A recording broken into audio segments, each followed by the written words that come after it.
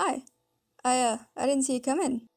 Sorry about the mess. I haven't been able to clean up just yet. This video took a little bit longer to make than I thought it did. I thought I could get everything done in a week. I clearly could not. I kind of overestimated how much would actually be involved in here. But, let me get up from the ground real quick and I will get right into it. Now, this video was technically one I wanted to do last year, but I never actually got around to doing it for a variety of reasons. By now it might be a bit overdue, to be honest, but hey, better late than never.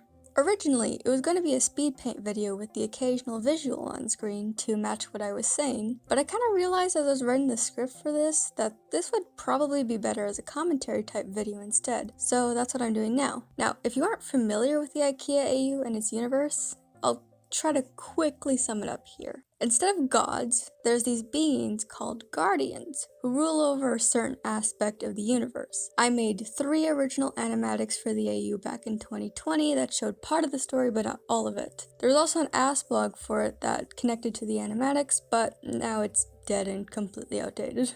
RIP.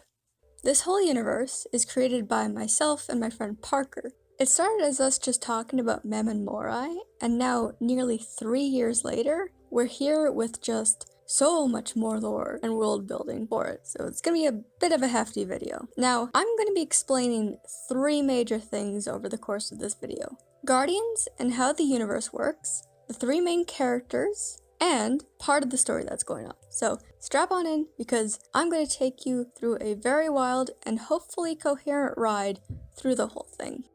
Oh, also, before I start, I'll have to clarify something here. While we're still calling this the IKEA AU, it's no longer an AU. It's an original universe now, and it has nothing to do with any kind of other previously established story. Many of the elements that have been shown in the past are now kind of outdated, and this universe has progressed a lot since last year. It is confusing, but we haven't found a better name for the universe just yet. RoseGold is an option, but who knows at this point. So, the first big question of the video.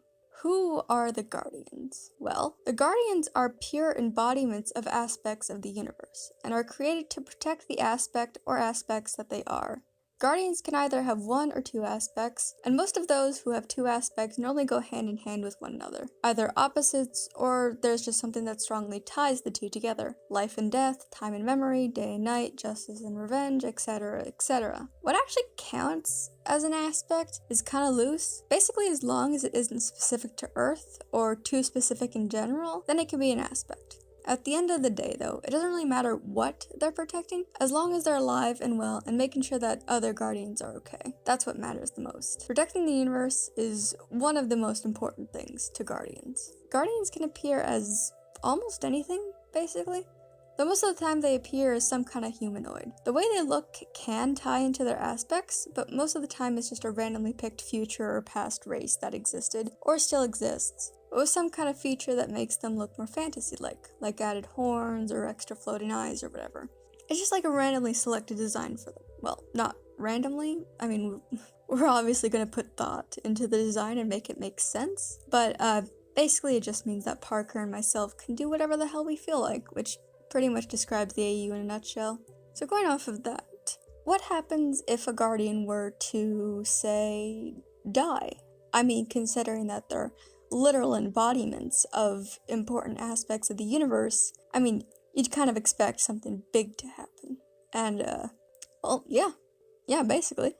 What would happen is that the universe would basically be erased from existence. See, what I didn't mention in the first part is that in this world, there's multiple timelines that exist alongside one another. If a Guardian were to die in one timeline, an alternate universe Una, the Guardian of Timelines, we'll get into her in the next part, will get rid of that timeline and balance will be restored. Because if a timeline without, say, life and death were to continue going on, it would infect other timelines, in a way, and possibly cause all timelines to collapse, and no one needs that. That's why all Guardians heavily monitor their aspect. If something goes wrong, then they'll most likely drop everything to fix it, no matter the cost. Their timeline dying is a thing that basically all Guardians fear. The only time the death of a guardian wouldn't hurt anything is if their aspects become null. But this hasn't happened yet, mainly because most things become null when the universe itself is close to a natural heat death. So this hasn't happened, and it won't happen for a very long time. Almost all guardians live in what's called HQ, or the Guardian Realm, which is basically a plane of existence separate from our own and can only be accessed by guardians and those associated with them. Or if you somehow manage to get a portal there, which, I mean, good luck with that. They do have different bases on multiple planets if, say, some guardians have a sort of permanent residence on said planet. But those bases are invisible and can't be accessed by non-guardians. The Earth base is in Ohio, right behind the Hell sign, right where it belongs.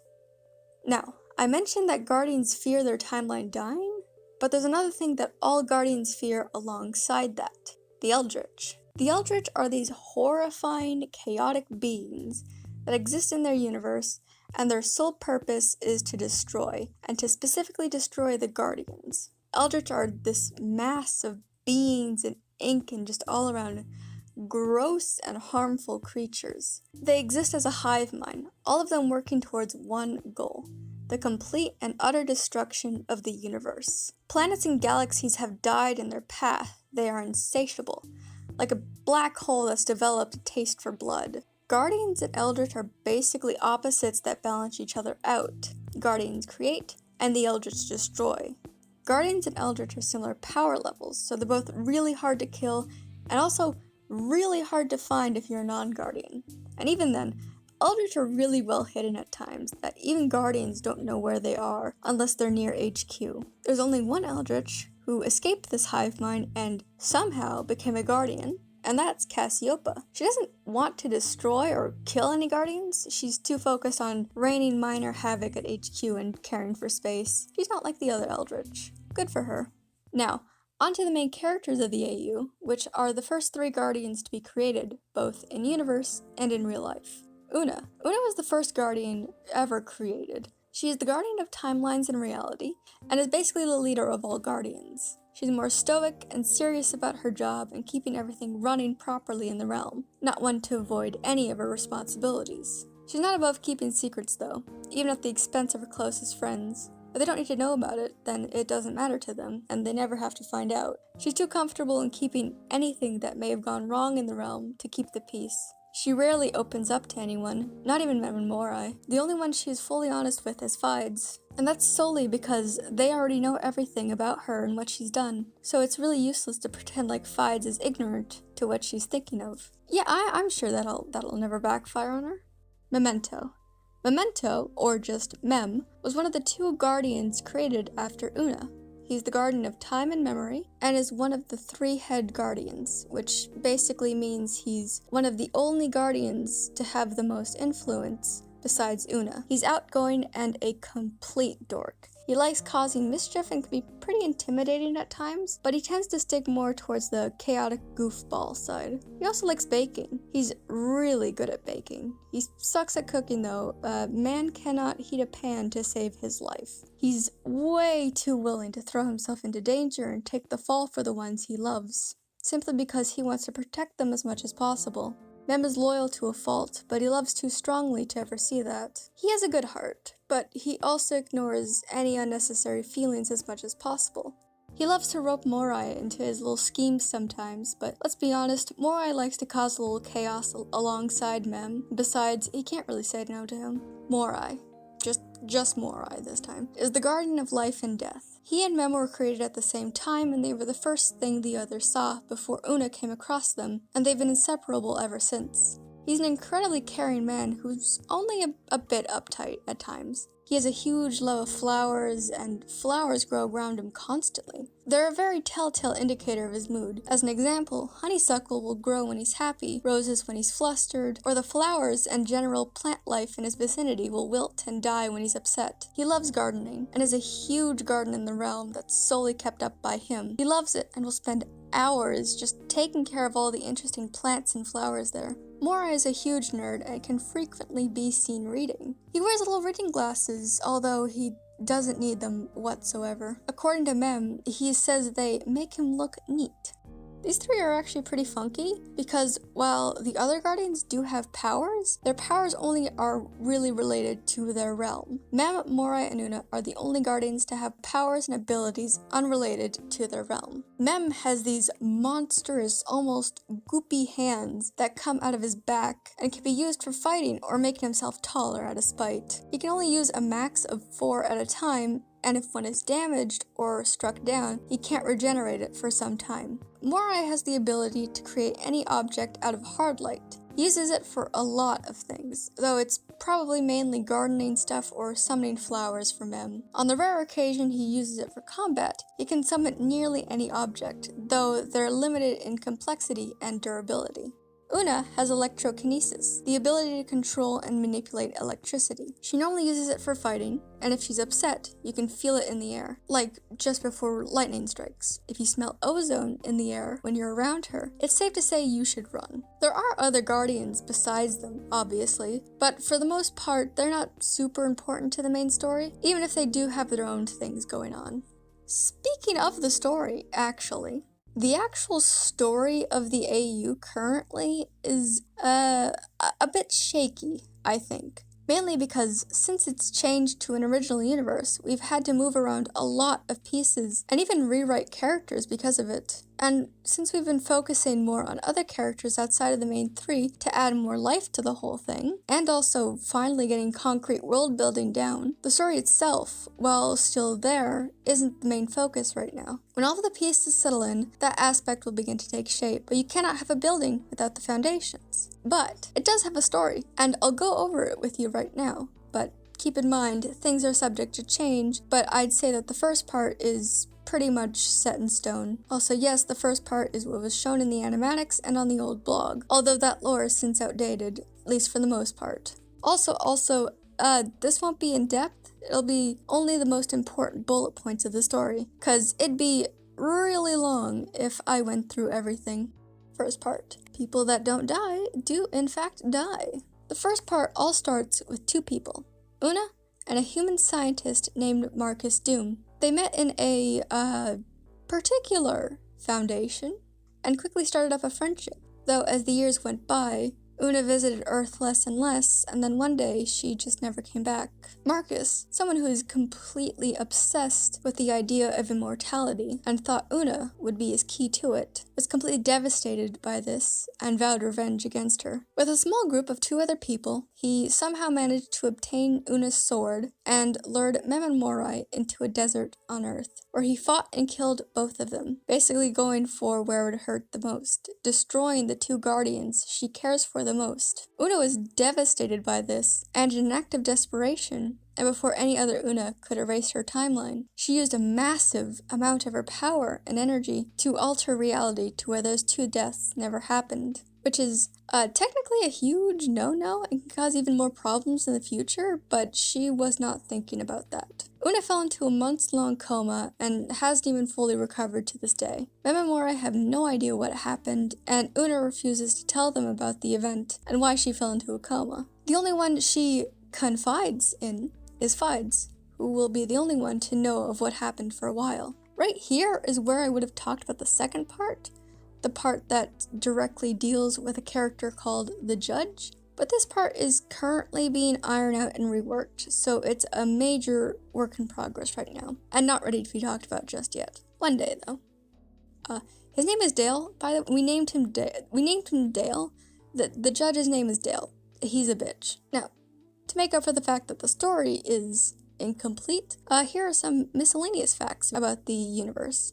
Number 1. So technically I alluded to it, but yes, the SCP Foundation is in here. But Una herself and Marcus are completely fictional and are not officially part of it on the site. Both of us just really like SCP stuff. It might be replaced by a similar but separate concept of the Foundation because it really isn't super important to the story. Like, it doesn't have to be the Foundation for the story to work, but we'll see. Number 2. Briefly touched on earlier, but if a guardian uses too much of their aspect power, they're basically using a lot of their own energy and need time to recover. A guardian knows if they've used too much if their hands start going black, and it spreads the more power they overuse. Rest periods can go from a few days to a few months on end. It depends on how much they've used.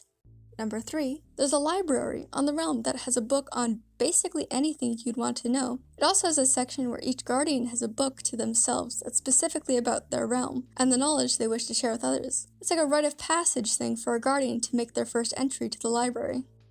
Number 4, Morai created an entire group of beings known as the Soul Keepers. Basically, their only job is to process and guide souls to the afterlife and make sure they end up there. Since as life progressed, Morai realized he really couldn't process all those souls by himself anymore. Number 5, the 70s were rough. Number 6, Mem and Morai are currently in love with one another, but they don't realize that the feelings are mutual, even though everyone else is aware of this. They'll realize it eventually, I promise. Number 7, Guardians show affection through head bonks and Canucks. I think that's how you pronounce it. They are cats, and no one else gets a say in this. Number 8, there's jail cells underneath the realm. It's creepy and no one likes going down there, and thankfully it's rarely used, so they get to avoid it.